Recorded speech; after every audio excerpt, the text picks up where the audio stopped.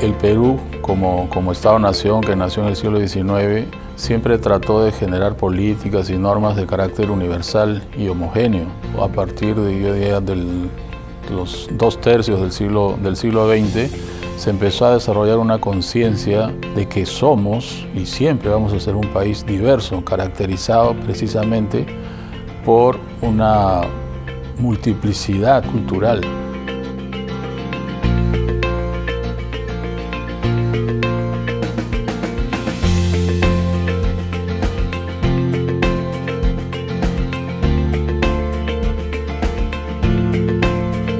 Entonces, lo que ese artículo trató de hacer es de recoger no solo la necesidad de legislar, de normar y, en este caso, de autorizar unos fueros comunales y no solo nativos y campesinos, sino también de las rondas campesinas. Y lo que también trató de hacer fue de ver cómo podíamos hacer compatibles esos fueros reconocidos en el artículo 149 con el Sistema Nacional de Justicia. Por eso se hace imprescindible desarrollar los mecanismos adecuados para la coordinación interforal.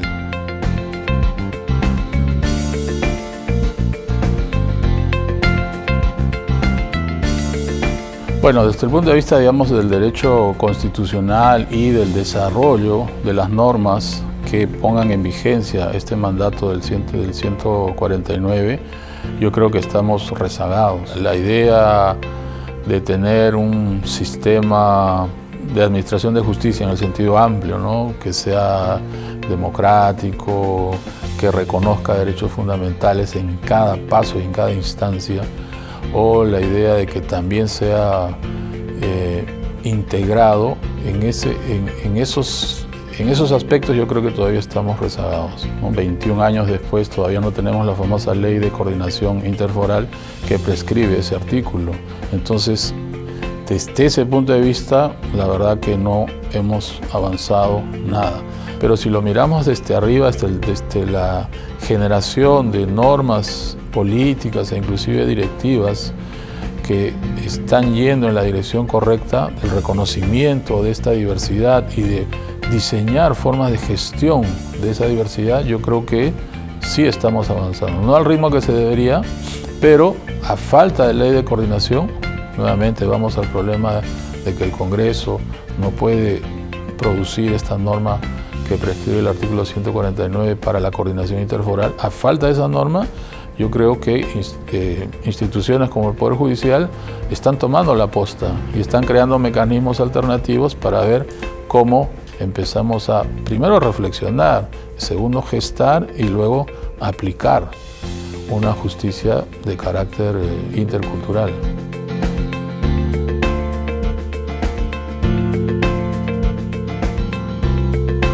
Si hablamos de justicia social y de justicia cultural, el artículo 149 precisamente apuntaría a tratar de conjugar ambas.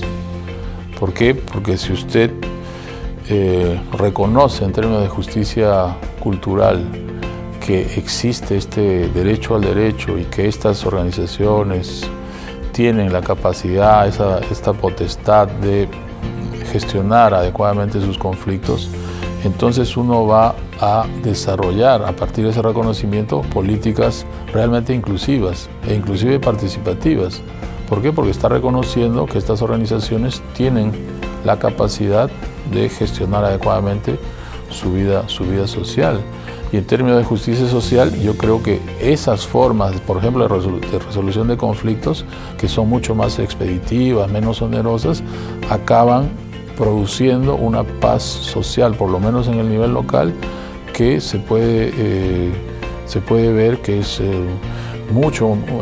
que es de carácter inmediato, diferente a cuando un conflicto se procesa en la vía, digamos, del Poder Judicial y a veces demora meses, sino años, como todos sabemos. Entonces, por ambos lados, yo sí creo que ese artículo tiene esa proyección de justicia social y de justicia cultural. Yo creo que el Poder Judicial está trabajando en la dirección correcta, en el reconocimiento de que es necesario articular estos diferentes foros. Por ejemplo, eso se ha visto mucho en el caso de las rondas campesinas de Cajamarca, ¿no? Durante determinados periodos algunos policías, algunos jefes policiales han sido muy conscientes y lúcidos y han logrado desarrollar mecanismos de articulación con los dirigentes de las rondas campesinas. Y durante esos periodos han trabajado coordinadamente. Nosotros creo yo que estamos avanzando a través de las políticas que está desarrollando el Poder Judicial.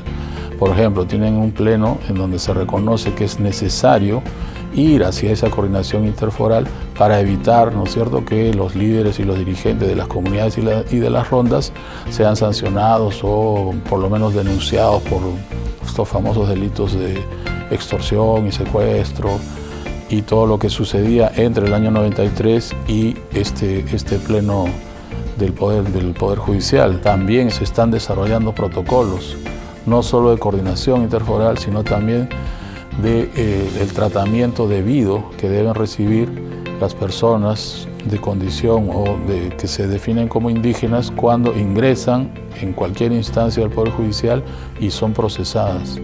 Entonces yo sí creo que hay un avance, como digo, de carácter institucional y también un avance en la conciencia del juez y en general de los operadores del Poder Judicial para tratar de ver de qué manera respondemos a personas que no necesariamente adscriben su conducta a los mandatos del derecho estatal. El Ministerio de Cultura está desarrollando rápidamente una serie de políticas y de normativas que tratan de estar en la avanzada, ¿no? Pero lo que sucede es que el Poder Judicial ha empezado antes. Por eso yo le tengo tanta fe a este proyecto de justicia intercultural que se impulsa desde las altas instancias del Poder Judicial, ¿no?, del Consejo Ejecutivo y de la propia Presidencia, ¿no? Eso me parece que hay que reconocerlo. Sería interesantísimo ver, por ejemplo, cómo la Policía Nacional del Perú o el sector interior pudiese replantear su papel en términos de este proyecto intercultural. O en general, cualquier otra esfera del Poder Ejecutivo. Por eso es importante buscar a través de otras políticas y a veces ni siquiera de normas, sino tan solo de desarrollar unas líneas que permitan ir expandiendo primero nuestra conciencia sobre que la diversidad existe y que tenemos que ver cómo la gestionamos. Y segundo, ver cómo generamos los mecanismos para que las personas que, por ejemplo, están sometidas a la jurisdicción del Poder Judicial puedan ser tratadas adecuadamente, garantizando todos sus derechos de manera intercultural. Por ejemplo, el derecho a los peritajes antropológicos en su caso, o el derecho a contar con un intérprete y traductor en otro, ¿no? Yo creo que eso es fundamental, además está reconocido como tal, ¿no es cierto?, como un derecho fundamental que uno se puede expresar en su propio idioma.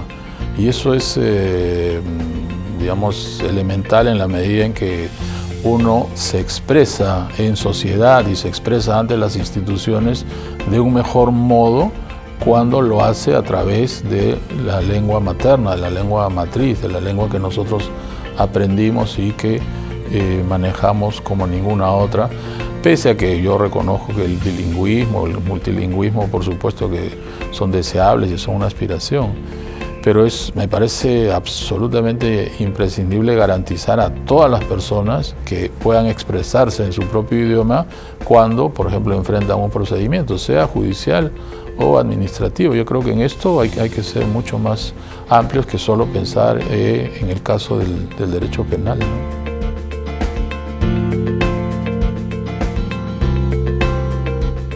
El Poder Judicial está avanzando en la dimensión correcta porque no solo está tomando en consideración estos casos de tipo penal. Yo entiendo que en general la mirada es muchísimo más amplia y debe ser mucho más amplia, ¿no? Por ejemplo, en relaciones de familia, en relaciones de propiedad, en relaciones de manejo de los recursos naturales, necesitamos no solo una justicia intercultural, sino también un derecho administrativo intercultural. Eso me parece fundamental. Por ejemplo, cómo se gestionan los bosques, qué tipo de atribuciones deben tener estos colectivos indígenas o nativos o campesinos en el caso de la sierra.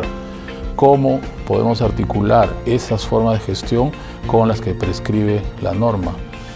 Por eso yo creo que el proyecto tiene que ser mucho más amplio, considerando todas las esferas de la persona, porque el derecho oficial también las considera. Solo de ese modo creo yo que podemos aspirar, ¿no?, a un derecho realmente intercultural.